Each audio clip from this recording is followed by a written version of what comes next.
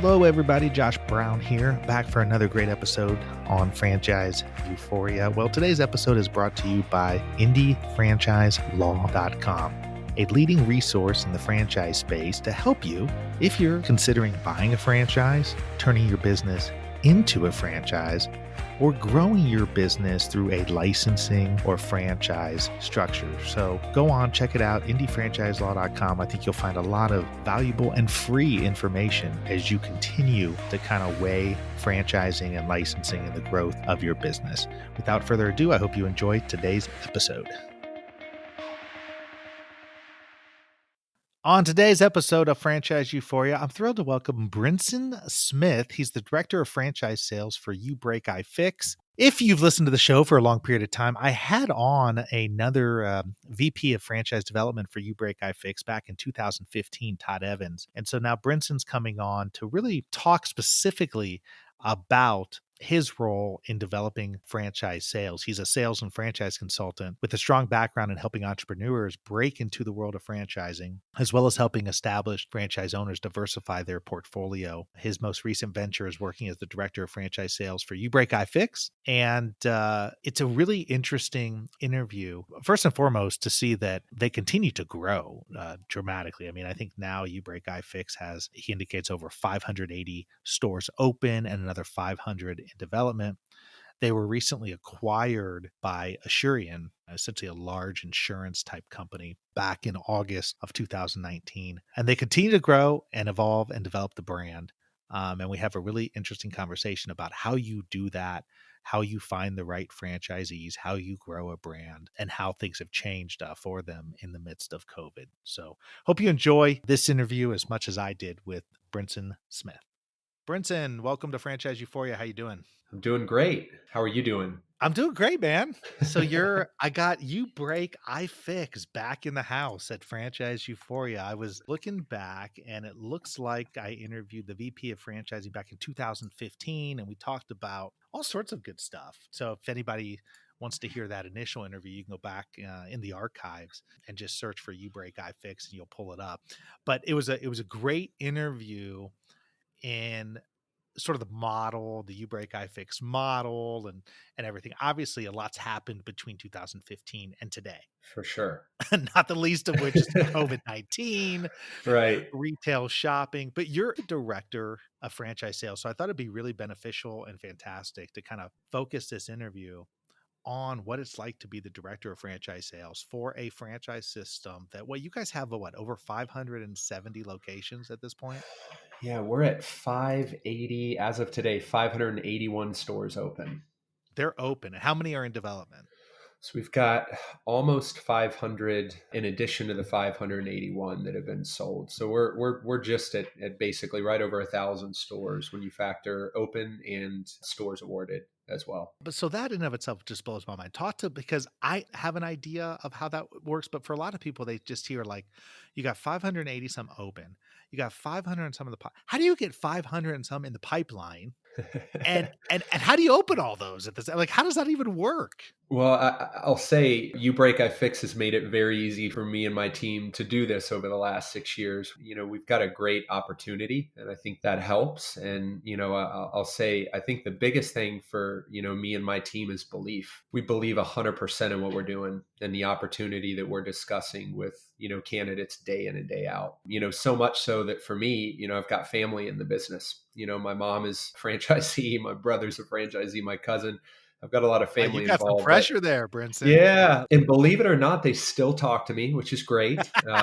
You know, still have Thanksgiving dinner and Christmas dinner and all that good stuff. But yeah, I think, you know, for me, it's belief. You know, we've got a great opportunity that makes sense. And we're just really passionate about sharing it. And I think over the years, we've just put our head down. We've worked really, really hard. We've relayed expectations very clearly for, you know, the corporate staff, the people on my team. And yeah, worked really hard to get there. And, you know, we, you look up and yeah, we're at 581 stores and we've awarded a ton of stores. But yeah, it's been a lot of hard work. And I would say the biggest thing is just, you know, a lot of great people. We got a great team. Is it still the same kind of look and feel? I call it and this is a compliment, so it's not meant to be otherwise, but I call it like Sure. the half-baked kind of look and feel where like anytime I've ever walked into a iFix, I feel like, is this store complete? Or is it just like this simple? Yeah, Like, no, it's a good question. Yeah, it is really simple. We basically separate our store into two different sections. You've got the front of house and back of house. And what separates the two is this really simple partition wall. It's essentially drywall with some electrical. And you have some tables in the back, and you have a point of purchase desk and accessory walls in the front. So build out is very, very minimal. We don't need a ton of square footage. what is your ideal square footage at this point? Like what, 1,000 square feet or something? 1,200? Yeah, so I think our FDD states that it's, between 700 to 1,400 square feet. And we Okay. have stores that are in Manhattan that, are 400 to 500 square feet. And then we have a store, believe it or not, in the Southeast that was an old Joseph A. Banks clothing store that got turned into a UBreakiFix store. And I think that one's about 3,000 square feet. So that's the What do largest they that we do with have. all the space? Is it just like, empty chairs or well, like what's in there? Well, we actually had a shop that converted to a UBreakiFix. It was a prior business that became a franchise, and they did a ton of computer repair. They had a really big staff. So that conversion, they needed that space. It was a very high volume store, but that's on the high side. I mean, I would say 90% of our stores fall within that like 7 to 1,400 square feet kind of sweet spot. And some of our franchisees as well have 4, 5, 6, 8, 10, 12 stores. Our largest franchisee today has 37. So some of those owners will have kind of an incubator store. I call it, or a training store. It might be a little bit larger on purpose so that they can train their second, third, fourth, fifth store, and they've just got extra room for employees. But yeah, that's the sweet spot, 7 to 1,400. What percentage of the obviously you're in retail locations. I mean, what percentage of the model though is reliant on walk-ins versus, are you guys, are the owners forging relationships with school systems and other folks where they can be a source to fix, their iPads or iPhones? I mean, what's the main source of business for you break iFix? It's a good question, and I'm going to answer it probably a little differently. So back when Todd was interviewed back in 2015, his answer then would be different than my answer here today. And the reason I say that, predominantly back in 2015, our customers were people that broke their device, whatever it was, and we are an electronic repair brand. So if it's got a power button, we can fix it. Now, the majority of those devices, due to circulation, is obviously cell phones. There's more cell phones than arguably any other device ever made. So we get a ton of those come in our doors. But you go back to 2015, the majority of the business, like literally, 9 out of 10 customers, almost 10 out of 10, were people that broke their device. They didn't have a warranty. They did not have device insurance. They went online on an unbroken device where they could get their broken device fixed. And they saw us online and they walked into a UBreakiFix store. Today, we have over 7 million customers to date, and we are partnered with some really large brands, and we focused over that 2015 to, I would say, 2017, 18. We had a huge focus on OEM partnerships, wanting to be basically married to the companies that are manufacturing, selling, insuring, distributing these devices, so that when that customer of those brands break their device, they reach out to, give you an example, Samsung. You're a Samsung customer, you reach out to Samsung, you have a Galaxy device. Samsung's going to actually refer you to the closest UBreakiFix, which is really, really cool. Same thing with Google, same thing with Hewlett Packard, same thing with Assurion, which is a huge, electronic device warranty company in 31 countries. Is it still them coming in and paying you, or is insurance now involved with all of this, or how's all that work in terms of payment? Yeah, great question. So we still get the customers that, they have the older devices, iPhone 5, iPhone 6, or, whatever that device is that, breaks, they don't have insurance, they come in, they pay out of pocket. But that big shift over the last few years has been these partnerships, to where, to give you an example, if somebody's an Assurion customer, and Assurion's a huge company, they work with retailers all across the board, AT&T, Verizon, many others. But if you, let's say you were an AT&T or Verizon customer and you walked in and you paid for that device protection, well, if you break your device, you're going to reach out to Assurian because you paid for that protection, and they're going to refer you to go into the closest UBreakiFix. Now, there's typically a deductible that the customer will pay, but they'll come into the UBreakiFix, we'll do the repair, and the customer will be on their way. So we have that relationship, and our back-end systems, which is kind of cool, integrates into all of our partners. So it's really nice. It's a streamlined process for the customer, and it's a smooth process for the franchisee too. So, I mean, obviously, with this many stores open and this many in the process of opening, I guess to a certain degree, it makes your job a little bit easier. I know there's a lot of competition out there. Maybe it doesn't Yeah, make your job easier. I don't know, but I there's a whole lot of competition regardless, right? I mean, there's a whole sure. lot of competition in franchising, and one of the biggest struggles for franchisors is figuring out the best mechanism for growing their franchisee folks, the folks who want to come in and buy in as a franchisee. And you're seeing a big push of late with the broker model, right? I Right, mean, you're seeing a big push where the upfront franchise fees that franchisees are paying, usually a good portion of it, at the very least, is going towards brokers. right. Um, and there's those fees that are associated with that. I mean, is that sort of, are you guys, have you been a part of that whole big broker network, or what have you guys implemented to help propel this growth? Yeah, so we like brokers, and we've had some good relationships with some brokers over the years, but we have not leveraged the broker network. I love that. I really do, Yeah, because so many people like we've got to dive into that a little bit, because I think that they're overused sometimes. So I'd love to hear sure. how you guys made that decision to not leverage them, and then how you've been successful not leveraging them. Yeah, so I think one of the big reasons why we've chosen to, and again, this isn't a knock on brokers are great, and I've got some relationships with some great brokers, and they're really worth their weight in gold, depending on the case. We just haven't needed to use them, and I think that if we were in a scenario where we needed to rely on the broker network to either start the franchise, springboard the franchise system, we would. But yeah, we just haven't had to. And I think one of the things that we've done over the years that I think has worked well for us is, we've gotten the appropriate literature out in the franchise locations and corporate locations throughout, the US and Canada. And believe it or not, the majority, our largest inquiry, when you look at it by percentage, comes from people that had a great experience in our store. And we are just obsessed with customer service. And I know everybody talks about customer service, these days, but 33% of our, roughly 7 million customers are repeat customers. So if you blow those people out of the water and you give them a great experience, you also let them know that you are a franchise, there's an opportunity for them. That comes back to you. So we've gotten tons of leads. We get thousands of leads that come through every single year. And there are other things that we do. We do franchise shows. Not anymore. Yeah, that's true. That's true. Yeah, no, I've been at my home for quite a while, and yeah, I've missed going out to some of those franchise shows. We've tried some of the virtual shows as well. Yeah, There's have a those lot of been any these. good? Yeah, and again, not to knock these guys, we've got great relationships with some of these companies that are out there.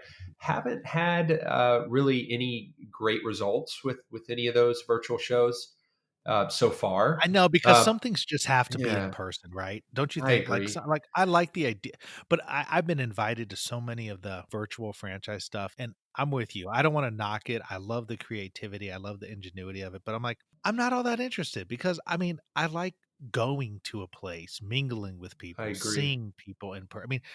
I mean, I don't know, for the next year and a half, I don't know what some of these conferences and so forth are going to do, but it's clearly not a substitute. But you found, though, just from actually participating, that you haven't received the same kind of return that you normally would. Not even quite. Yeah, really no return. And again, I'm not knocking the some of the shows out there, and people that we've worked with are incredible. But we've just, when you have two or three people attend a webinar, that's great, and we're glad to do that webinar. But you just don't get the same amount of traffic, and the engagement, to your point, is different. you're Yeah, and the only thing not you can able. bank on at that Yeah, point is just if they, because the thing about webinars and all that, it's not necessarily how many people attend on that show, it's how well they market it afterwards, right? sure, Because it's got that sure, evergreen effect. right. But the reality is, because nobody has in-person stuff, we're all smothered with, "Hey, go to this meeting, go to this online thing," Right. and I think for a lot of people, it's, like, overwhelming. It's I like, "Oh, agree. I don't wanna do it." I It's can't easy do. to get lost in these Zoom meetings that we all have now, every other So what are you hour. doing to replace that, Brinson? Like, what are you doing to replace that in-person selling opportunity that you would have at a conference? Yeah, so I think what we're doing is we're just focusing on the leads that are coming in. We have leads, inquiries that go to our website every single day, and we've got a really good flow of those organic leads that are coming in. So my team, we focus on those. We don't want prospects waiting too long. We pick up the phone, we call them, we try to set a call. And then the next thing that we're doing that kind of ties into what we just talked about is we used to do a in-person discovery day twice a month, and we've been doing them since 2014. Where people actually fly to Orlando, they pay to fly, they come down, they see the opportunity, and we've seen anywhere from, I would say, about pre-COVID this year. I mean, we had a good start. We were probably around 15 to 16 attendees per discovery day. Last year, probably had anywhere from 14 to 16 attendees per discovery day in person in Orlando, and we've had to pivot. So we now do a Zoom virtual discovery day where people can attend. We do two a month, and we've had great attendance. It's easier for people to get to, obviously, but yeah, we've had to shift to those discovery days, and so far they've worked well. So what else are you doing? I mean, clearly you have an idea. I think one thing that's clear is you guys know who you're going after. So I think for a lot of franchise brands, I mean, one of the things I'll talk about with them is, you have to know who you're targeting first. And it sounds so easy to say, but I'm always amazed at the number of brands that really don't know because they go, "Oh, we'll just target anybody who, you know, has this trait or has that trait." I'm like, well, no, who are you really going after? Like the clearer you are in who you're Sure, going after, who can be the franchisee, the better it is. So I'm curious with you guys. I mean, at this point, you have so many people who are a part of it that I'm sure you reach out to your current network of franchisees to see if they're interested, at least the good operators. Hey, do they want to come in and take on some more units, sure. which is probably natural and certainly. But outside of that, who are you looking for? What has been shown in your with UBreakiFix to sort of be, these are some of the traits that seem to be and lead to good operators, good franchisees. Yeah, I think that for us, multi-unit franchisees, I would say is a category that we've really focused on over the years. Franchise Update Media has put on that multi-unit franchise conference out in Vegas. I mean, we've been attending that now for shoot 6 years, and focusing and creating those relationships with people that have other brands, I think, is a huge positive, because franchisees, whether it's food, whether it's a dry cleaning business, whether it's a 7-Eleven, whatever they own, this does translate because it is a system. We do have support, and they can plug into our business. So that's one demographic that we focused on. The other has really been players in the cellular world, because there's a connection to electronic devices, and a lot of these cellular players that own AT&T stores, Verizon stores, T-Mobile, Sprint, Cricket Wireless. It's been a really natural. It's been natural to reach out to those parties, and we've spent over the years, we've spent money, marketing dollars on ways to attract those parties, whether it's getting in front of marketing in an industry magazine, that those cellular players read, or going to events that they'll be at and sponsoring events and getting in front of them. So a lot of things like that. But for us, it's really multi-unit owners, players in the cellular space, have been really the two biggest focuses for us. And then I would say also corporate refugees, people that are just looking to leave corporate America and start their own business. They're new to business. But yeah, industry publications, going to those events, spending the marketing dollars to do those sort of things has paid off over the years for us. So what's sort of you're obviously in the cell phone world. I mean, what's sort of the future you see for this business? I mean, with COVID as an example, are you guys looking at even ways to make your service less retail focused? Or, are there other things you guys are contemplating right now? Yeah, it's a really good question. So when COVID hit, we looked at our business and we realized we're obviously a brick and mortar retail store. And a lot of people are still okay coming into a brick and mortar store, but a lot of people are less inclined to do that. So we came up with a few different options where, customers can drop off their device curbside. They can mail their device into a store as opposed to coming in, getting in their car. And then we also have a we come to you option outside of dropping it off in the brick and mortar store, where a van can come to the customer as well. So that's something that we've focused on over the last 12 months. It was actually 2019.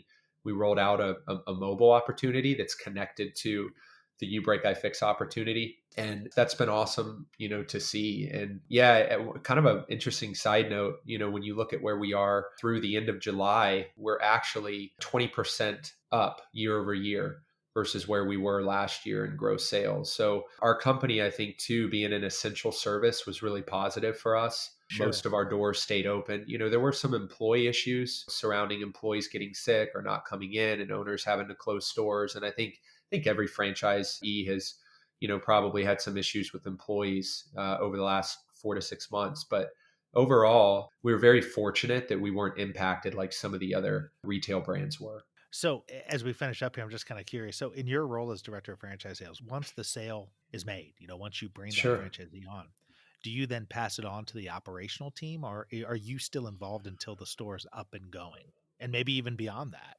Yeah, so part of our franchise development, we kind of split our franchise development team really into two sections. We've got the franchise sales kind of team that's the tip of the spear, if you will. The onboarding team goes through the process of, connecting with that lead to getting franchise agreements signed, fees paid, that sort of thing.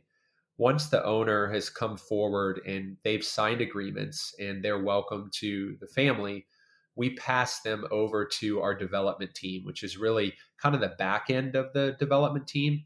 And what they are is they're really the onboarding, real estate, everything from identifying their space to getting their training done to basically holding their hand through the opening process.